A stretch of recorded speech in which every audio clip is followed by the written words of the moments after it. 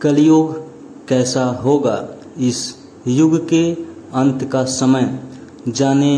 धर्म ग्रंथों के अनुसार कलयुग को लेकर तमाम तरह की बातें होती रहती हैं। ऐसे में इसे लेकर हर कोई चिंतित ही दिखाई पड़ता है कि आने वाला समय कैसा होगा।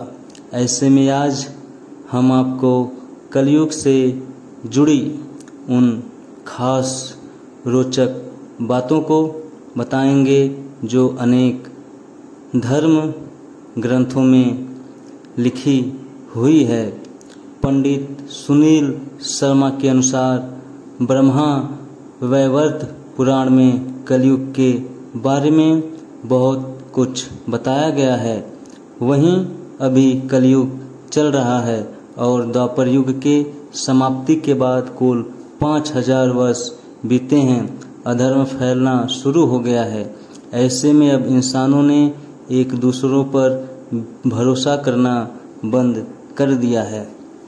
धर्म ग्रंथों के अनुसार कलयुग में ऐसा समय भी आएगा जब इंसान की उम्र बहुत कम रह जाएगी, युवावस्था समाप्त हो जाएगी।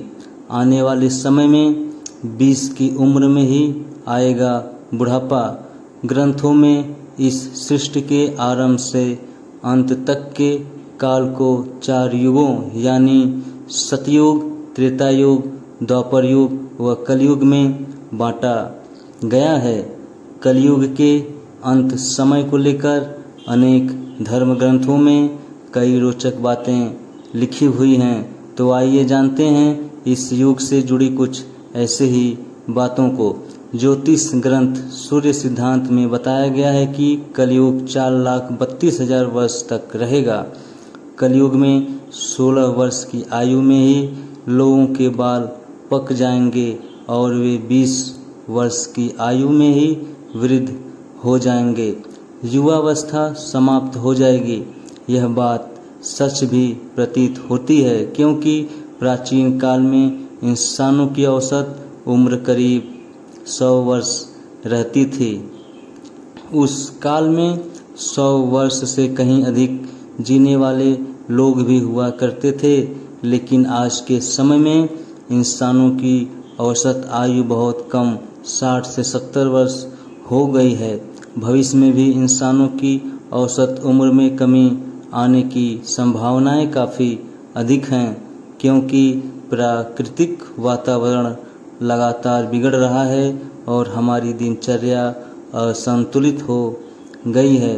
पुराने समय में लंबी उम्र के बाद ही बाल सफ़ेद होते थे, लेकिन आज के समय में युवा अवस्था में ही स्त्री और पुरुष दोनों के बाल सफ़ेद हो जाते हैं। जवानी के दिनों में बुढ़ापे के रोग होने लगते हैं। पुरुष होंगे स्त्रियों के अधीन। भगवान नारायण ने स्वयं नारद को बताया कि कलयुग में एक समय ऐसा आएगा जब सभी पुरुष स्त्रियों के अधीन होकर जीवन व्यतीत करेंगे। हर घर में पत्नी ही पति पर राज करेगी। पतियों को डांट डपट सुनना पड़ेगा। पुरुषों की हालत नौकरों के समान हो जाएगी। गंगा भी लौट जाएंगी बैकुंठ धाम। कलयुग के 5000 साल बाद गंगा नदी सूख जाएंगी और पुनः बैकुंठ धाम लौट जाएंगी। जब कलयुग के 10,000 वर्ष हो जाएंगे तब सभी देवी देवता पृथ्वी छोड़कर अपने धाम लौट जाएंगे। इंसान पूजन, कर्म, व्रत, उपवास और सभी धार्मिक काम करना बंद कर देंगे। अन्न और फसल नहीं मिलेंगे। एक समय ऐसा आएगा जब जमीन से अन्न उपजना बंद हो जाएगा। पेड़ों पर फल नहीं लगेंगे। धीरे धीरे ये सारी चीज़ें विलुप्त हो जाएंगी और गाय का दूध भी देना बंद कर देंगी। समाज हिंसक हो जाएगा। कलयुग में समाज हिंसक हो जाएगा। जो लोग बलवान होंगे उनका ही राज चलेगा। मानवता नष्ट हो जाएगी। रिश्ते खत्म हो जाएंगे। एक भाई दूसरे भाई का ही शत्रु हो जाएगा। लोग देखने, सुनने और पढ़ने लगेंगे अनैतिक चीज़ें। कलयुग में लोग शास्त्रों से विमुख हो जाएंगे। अनैतिक साहित्य ही लोगों की पसंद हो जाएगी। बुरी बातें और बुरे शब्दों का ही व्यवहार किया जाएगा। स्त्री और पुरुष दोनों हो जाएंगे अधर्मी। कलयुग में ऐसा समय आएगा जब स्त्री और पुरुष दोनों ही अधर्मी हो जाएंगे।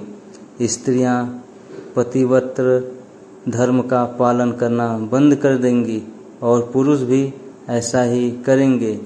स्त्री और पुरुषों से संबंधित सभी वैदिक नियम विलुप्त हो जाएंगे। चोर और अपराधियों की संख्या बहुत अधिक हो जाएगी। कलयुग में चोर और अपराधियों की संख्या इतनी अधिक बढ़ जाएगी कि आम इंसान ठीक से जीवन भी नहीं जी पाएगा।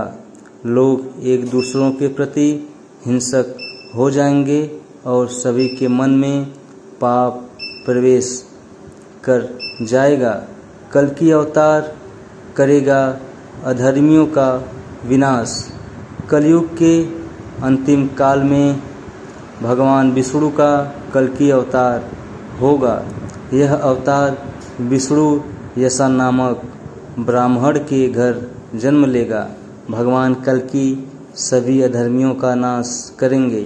भगवान कल्कि केवल 3 दिनों में पृथ्वी से समस्त अधर्मियों का नाश कर देंगे और बहुत सालों तक विश्व पर शासन कर धर्म की स्थापना करेंगे। युग के अंत में ऐसे आएगा प्रलय।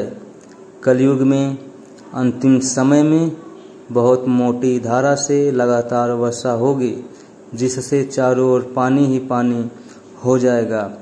समस्त पृथ्वी पर जल हो जाएगा और प्राणियों का अंत हो जाएगा। इसके बाद 1,70,000 वर्षों का संधिकाल एक युग के अंत और दूसरे युग के प्रारंभ के बीच को संधिकाल कहते हैं। संधिकाल के अंतिम चरण में एक साथ 12 सूर्य उदय होंगे और उनके तेज से पृथ्वी सूख जाएगी और पुनः सत्य युग का प्रारंभ होगा। धर्म ग्रंथों के अनुसार जब जब धर्म की हानि होती है, ईश्वर अवतार लेकर अधर्म का अंत करते हैं। हिंदू धर्म में इस संदेश के साथ अलग अलग युगों में जगत को दुख और भय से मुक्त करने वाले ईश्वर के कई अवतारों के पौराणिक प्रसंग हैं। दरअसल इनमें सच्चाई और अच्छे कामों को अपनाने के भी कई सबक हैं। साथ ही इनके जरिए युग के बदलाव के साथ प्राणियों के कर्म, विचार व व्यवहार में अधर्म और पाप कर्मों के बढ़ने के भी संकेत दिए गए हैं।